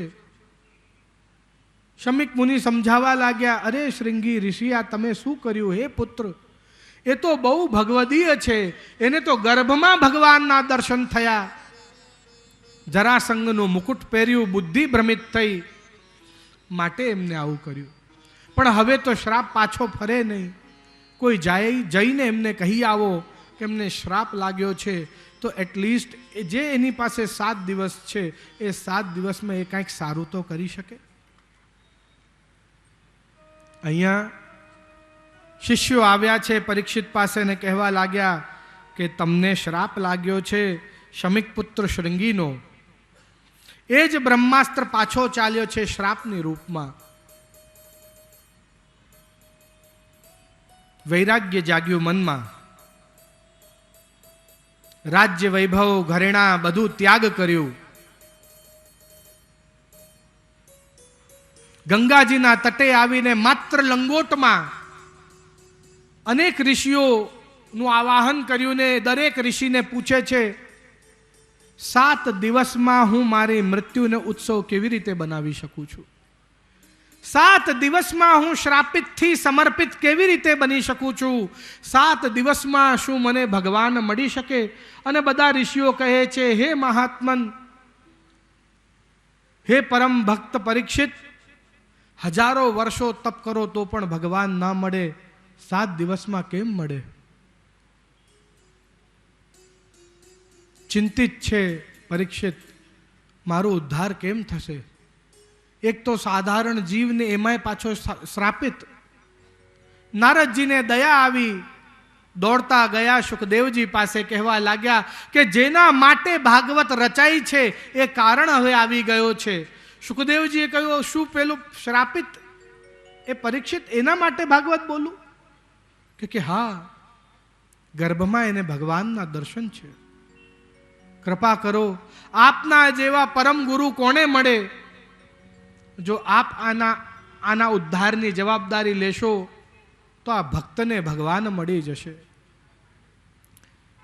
ચાલતા આવે છે એ ઋષિઓની સભામાં સુખદેવજી, એમના દર્શન કરતા જ બધા એમના સન્માન માટે ઊભા થયા, એમને દંડવત કરે છે. પરીક્ષિત એમના દર્શન કરીને એને અનુભવ થઈ ગયો કે આજ મારા સદગુરુ છે, આજ મારી માટે સર્વસ્વ છે. પ્રશ્ન કરે છે, હે પ્રભુ, હે ગુરુવર, આપને હું તિલક કરું છું, બિરાજમાન કરું છું વ્યાસપીઠ ઉપર. કૃપા કરો, મને જણાવો કે 7 દિવસમાં આ જીવનો ઉદ્ધાર કેમ થાય? મને માત્ર એક જ પ્રશ્ન છે કે અંત સમયે જ્યારે મને તેડવ આવે ત્યારે મારા મુખમાં એ પ્રભુનું નામ હોય. મારે જ્યારે પ્રાણ છૂટે ત્યારે સદા સર્વદા હું ભગવદ નામ લેતા લેતા, ભક્તિ કરતા, સેવા કરતા આ દેહ મારો છૂટે, જેથી મારી અધોગતિ ન થાય. બસ આટલો જ મારો પ્રશ્ન છે. મને બીજી કોઈ ચિંતા નથી કે મારો આટલો મોટો બિઝનેસ કોણ ચલાવશે, કે આ પ્રોપર્ટી કેટલા ભાગમાં મારે વહેંચી દેવી, કે મારા આને મળી લઉં, મારા દીકરાને, ભત્રીજાને, ફોઈને, બધાને કોઈ ચિંતા નથી. મને બસ આટલું બતાવો કે અંત સમયે પ્રભુનું નામ મુખમાંથી કેમ કરી નીકળે. જ્યારે છેલ્લી શ્વાસ લેવાતી હોય ત્યારે સાક્ષાત પ્રભુ મારી સામે પધારી મને તેડવા કેવી રીતે આવે? અને એ જ વાત અહીંયા ભગવદીઓએ પણ ગાન કરીને સંભળાવી રહ્યા છે. આપણા મધ્યમાં અહીંયા ખૂબ આદરણીય ડૉક્ટર હિતેશભાઈ પણ આવેલા છે, હિતેન્દ્રભાઈ, એમનો પણ હું સ્વાગત કરું છું કે એ આવીને એને શોભામાં અભિવૃદ્ધિ કરી. એમનો પણ સન્માન કરીશું. આ ભજન થાય તે તદુપરાંત બસ 2 મિનિટની વાત છે. આવો શ્રવણ કરીએ આ પરીક્ષિતના હૃદયના ઉદ્ગાર, એમના હૃદયના ભાવને. શ્રી વલ્લભાધીશ કી જય. અનાઉન્સમેન્ટ છે પહેલા એ કરી લેવા છે. હા, તો એવું કરીએ, પહેલા એમને કરી દઈએ, પછી આપણે ભજન લઈએ. હાજી. કથાને આગળ વધારતા પહેલા માનનીય શ્રી ડૉક્ટર હિતેન્દ્રભાઈ પટેલ, સ્થાયી સમિતિ ચેરમેન, વડોદરા મહાનગરપાલિકા ના એક્ઝિક્યુટિવ રહી ચૂક્યા છે, આપણી વચ્ચે ઉપસ્થિત છે. તો હું આપને નમ્ર નિવેદન કરીશ, આપ જે શ્રીને માલાજી અર્પણ કરશો.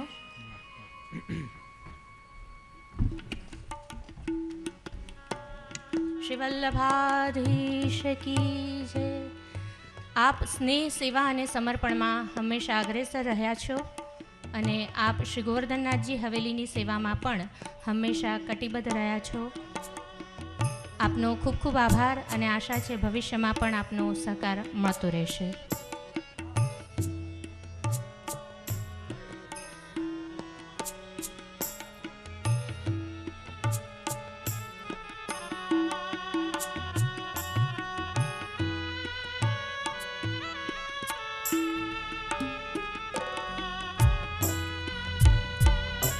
પૂજ્યપાદ ગોસ્વામી 108 ગોપાલલાલજી મહારાજ શ્રી તેમજ અમ્માને માલાજી અર્પણ કરવા માટે ટીનાબેન તેમજ નૈનાબેનને નમ્ર નિવેદન.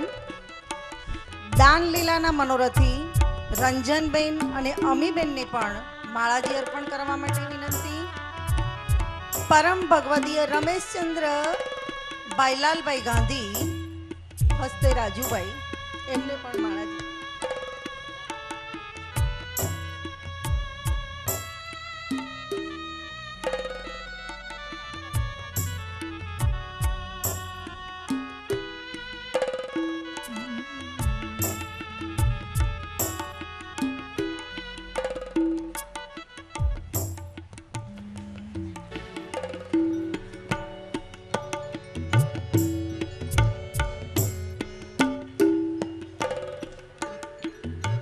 બધા ઝડપ કરજો, પછી થોડુંક કથાનો આ ક્રમ રહી ગયું છે. આવી જાઓ ફટાફટ, જેમના જેમના નામ બોલાયા છે બધા આવી જાઓ ફટાફટ.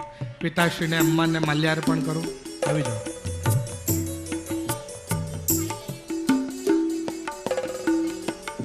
હા, એવું કરવું છે?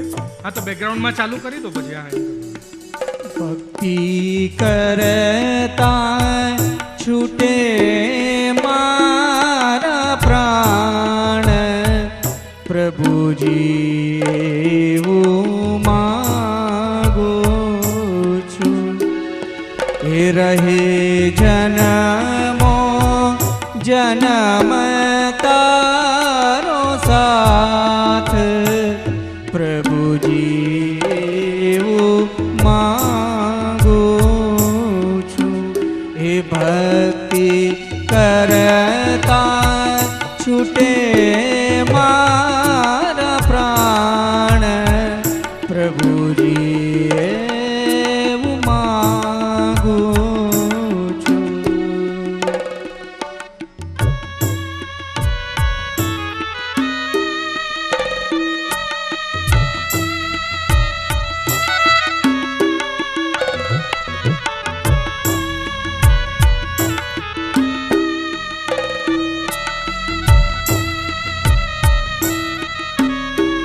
તારું મુખડું મનોહર જોયા કરું, તારું મુખડું મનોહર જોયા કરું.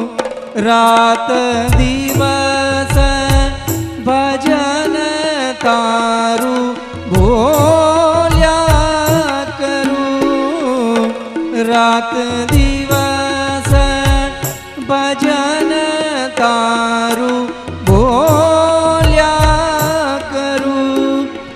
એ રહે અંત સમય તારું ધ્યાન, પ્રભુજી એવું માગું છું.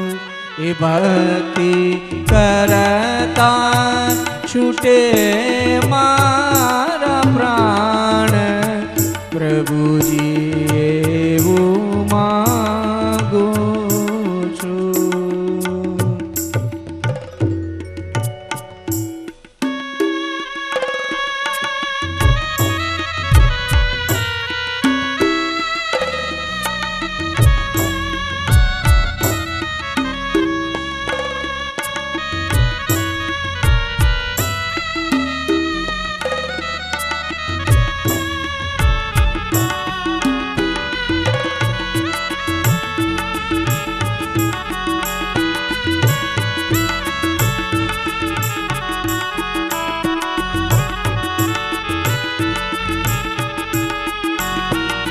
હે મારી આશા નિરાશા કરશો નહીં, હે મારી આશા નિરાશા કરશો નહીં, હે મારા અવગુણ હૈયામાં ધરશો નહીં, મારા અવગુણ હૈયામાં ધરશો નહીં, શ્વાસે શ્વાસે રટું તારું નામ, પ્રભુજી એવું માગું છું, શ્વાસે શ્વાસે રટું તારું નામ,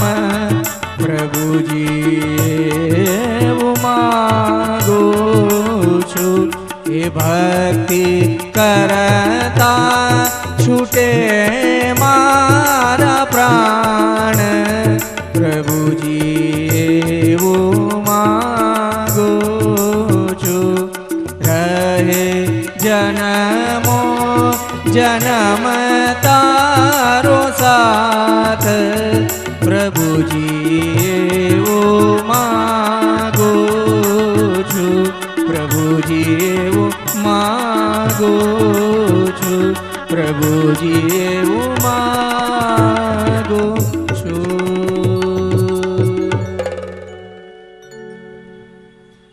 પ્રશ્ન છે ભક્તનો ગુરુ પાસે, 7 દિવસમાં મને કૃપા કરી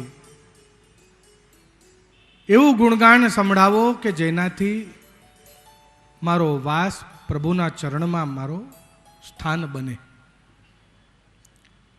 આ પ્રશ્ન ઉપર અહીંનો સ્કંદ આ આખો પૂર્ણ થયો છે.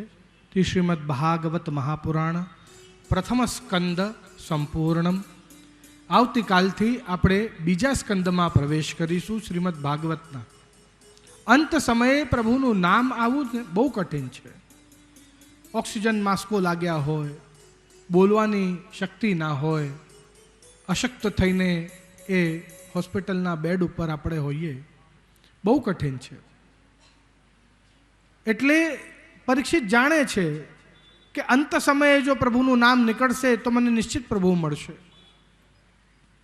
કોઈએ મને પ્રશ્ન કર્યો હતો એક વખતે, તો શું આખો જીવન યદી ભગવત સેવા નામ લીધું હોય પણ અંત સમયે જો ભગવત નામ ન લેવાય તો શું એને મોક્ષ ના મળે? ગીતામાં ભગવાન કહે છે અર્જુનને, જેને પૂર્ણ ભાવથી મારું સેવન કર્યું હોય આજીવન, હું ખાતરી રાખું છું અર્જુન, અંત સમયે એના મુખમાંથી મારું નામ જરૂર કઢાવડાવું છું એક વખત તો, કે જેથી એને મારી શરણાગતિ જરૂર મળે. તો જો સાચે એને પૂર્ણ ભાવથી સેવા કરી હોય, સત્સંગ કર્યો હોય, તો અંત સમયે એના મુખમાંથી ભગવત નામ નીકળતો જ હોય છે, એમાં કોઈ સંદેહ નથી. આજના સત્રને અહીંયા જ વિરામ કરતા શ્રીમદ મદન મોહનજી, શ્રી બાલકૃષ્ણ પ્રભુ, શ્રી ગોવર્ધનનાથજી, શ્રીમદ વલ્લભાચાર્યજીના ચરણોમાં મારા વક્તવ્યને સમર્પિત કરતા આપ સૌને ફરી જણાવું છું કે બધા જ વૈષ્ણવો માટે અલ્પ આહારની વ્યવસ્થા રોજે રાખવામાં આવી છે એક નાનકડા ટોકન દ્વારા, અને 18 તારીખે મહાપ્રસાદની વ્યવસ્થા એક નાનકડા ટોકનથી મહાપ્રસાદની વ્યવસ્થા અહીંયા રાખવામાં આવી છે. હવે લોકોને એવો પ્રશ્ન હોય છે, એટલે એ પ્રશ્ન વિશે આપને જણાવું કે આજે આપને આજના પાસ નહીં મળે, એ ધ્યાન રાખજો, આવતીકાલના. કારણ કે જો અહીંયા જે વ્યવસ્થાઓ છે એ વ્યવસ્થાઓને પણ સાચવવી જરૂરી છે. જો આજના પાસ આપને આજે જ આપી દઈએ તો અમારી ગણતરી બધી ફેલ થઈ જાય, સમજો આ વાતને. એટલે આપને આવતીકાલના પાસ આજે લેવાના રહેશે. તો પ્લીઝ આપ બધા વ્યવસ્થાને જાળવશોજી.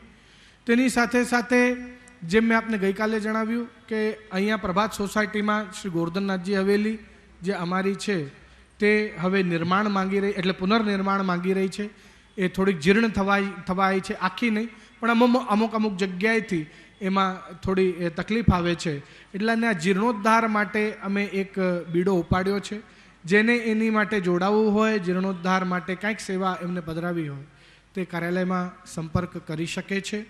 અને બધા જ વૈષ્ણવોને ફરી એકવાર ખૂબ ખૂબ આશીર્વાદ છે. જેમ આજે આપણે સમયથી ભેગા થયા, કાલે પણ હું પણ સમયથી 3:15 વાગે હું પણ આવી જ જઈશ. બધા સમયથી ભેગા થઈશું તો ખૂબ જ આનંદથી આ કથાનો 7 દિવસીય આનંદ લેવાશે. આટલું જ કહીને મારા અલ્પ વક્તવ્યને હું વિરામ આપું છું. બધા જ વડીલોના ચરણોમાં શુભમ. શ્રી વલ્લભાધીશ કી જય. હવે પહેલાં શ્રીમદ ભાગવતની આરતીની તૈયારી, હાજી આરતીની તૈયારી અને આગળના એનાઉન્સમેન્ટ આપને હવે કરવામાં આવશે, તેને ધ્યાનપૂર્વક શ્રવણ કરજો. ભાગવત આરતી પશ્ચાત આપને ઠાકોરજીના દર્શનનો લાભ પણ લેવાશે. આટલું જ કહીને હું માઇક આપને સોંપી રહ્યો છું. હાજી. વલ્લભાધીશ કી જય. આરતી માટે માન્ય શ્રી ડોક્ટર હિતેન્દ્રભાઈ પટેલ, એક્સ સ્થાયી સમિતિ ચેરમેન આપણી વચ્ચે ઉપસ્થિત છે. એમને વિનંતી કરું છું. ભાગવત પોથીના મનોરથી, મુખ્ય મનોરથી કમલેશભાઈ તથા ટીનાબેનને પણ આરતી માટે વિનંતી કરું છું. પરમ ભગવદીય નૈનાબેન, સુકીર્તિભાઈ પરીખ પરિવારને પણ સ્ટેજ પર આરતી ઉતારવા માટે વિનંતી કરું છું. સમીરભાઈ ગજ્જર, ઉર્મિલાબેન, લાલુભાઈ ગટોરભાઈ દેસાઈ, હેતલબેન, પરમ ભગવદીય માલતીબેન દિલીપભાઈ પરીખ, હસ્તે ગૌરાંગભાઈ મિસ્ત્રી, તેજસભાઈ, સારિકાબેન જિજ્ઞેશ કુમાર દેસાઈ, ધર્મિષ્ઠાબેન નરેશભાઈ મિસ્ત્રી, જીવાભાઈ દેવાભાઈ વેકરિયા, જગદીશભાઈ નટવરલાલ શાહ, શૈલેષભાઈ રે, શ્રી વલ્લભાધીશ કી. સર્વને આરતી માટે નમ્ર નિવેદન કરું છું.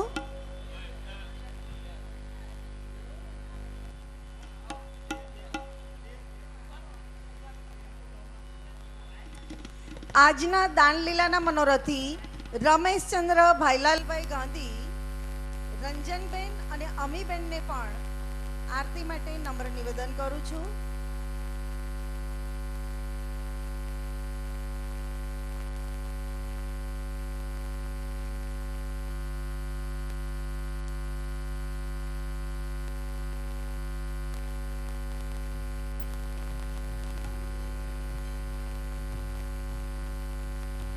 કૃષ્ણ કનૈયા કરો આરતી, સ્નેહ ધરીને સ્વીકાર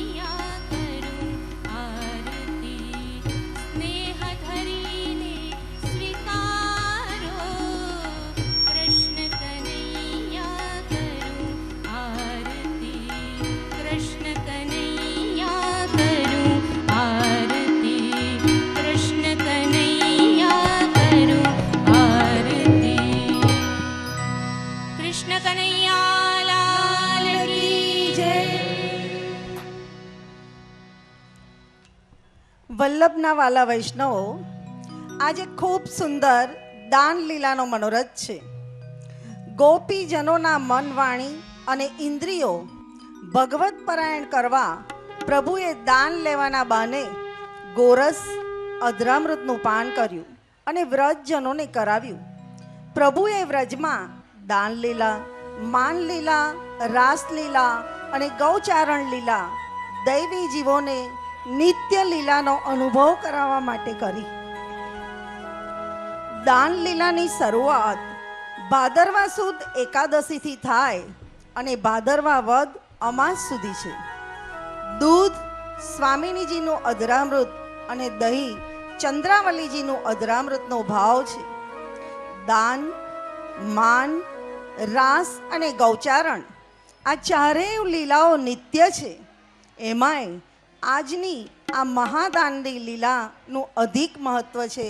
આવો આ સાથે આપણે દાન લીલાના પણ દર્શન કરી અને પછી જ પ્રસાદી માટે મળીએ.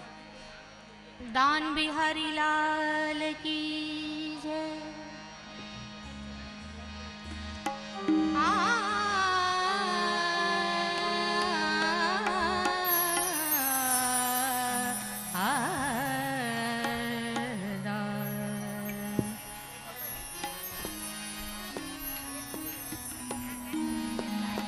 કાપર ઢોટા નયન નચાવત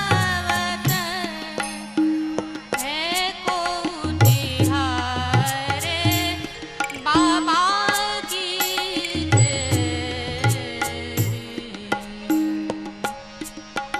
કાપર ઢોટા નયન નચાવત હે કો તિહારે બાબા કી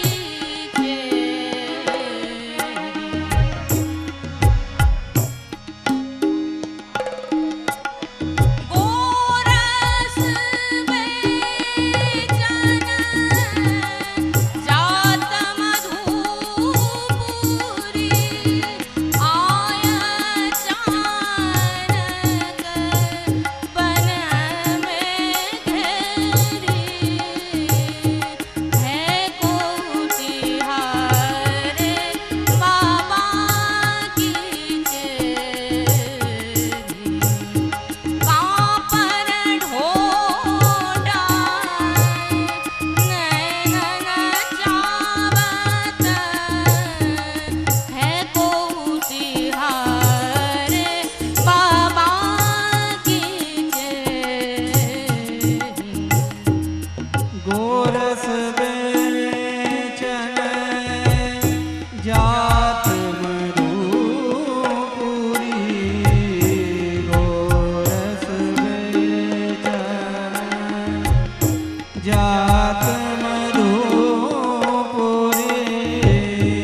आय चाणक बन में घेरे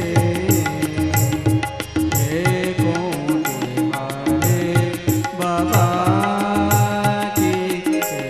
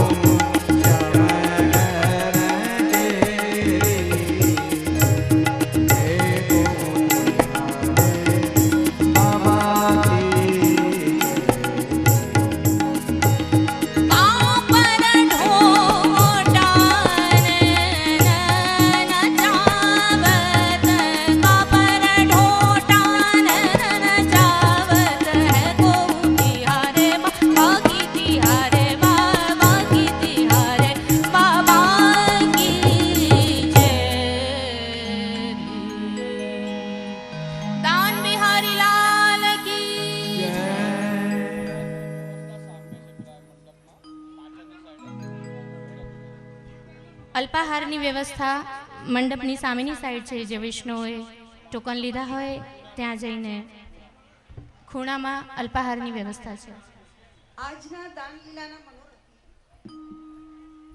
આજના દાનલીલાના મનોરથી રમેશચંદ્ર ભાઈલાલભાઈ ગાંધી